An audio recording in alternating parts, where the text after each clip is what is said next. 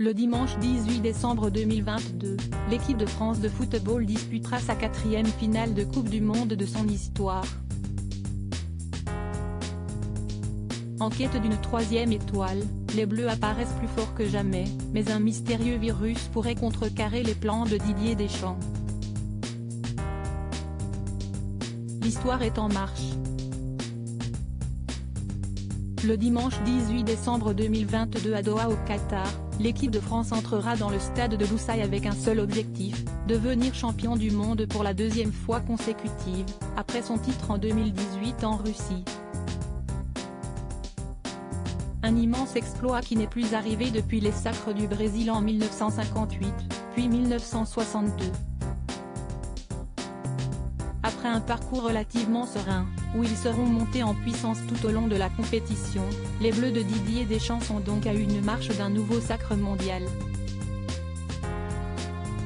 Mais pour cela, il faudra venir à bout de l'Argentine, emmenée par un Lionel Messi de gala, qui n'aura lui aussi qu'une seule idée en tête en entrant sur la pelouse, soulever pour la première fois de sa carrière le trophée suprême. D'autant plus que le sextuple Ballon d'Or a annoncé qu'il disputera son dernier match en Coupe du Monde avec l'Albiceleste.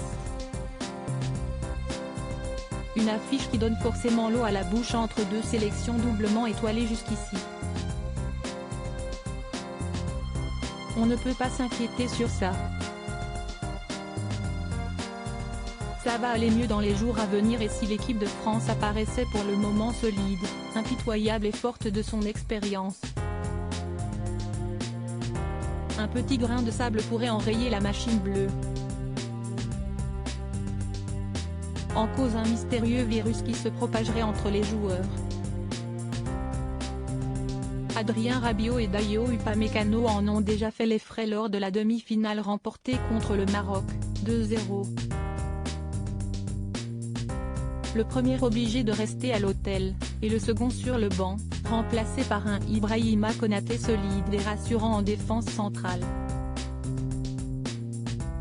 Au lendemain de la qualification en finale, c'était au tour de Kingsley Coman de présenter quelques symptômes, apparemment apparus durant la demi-finale.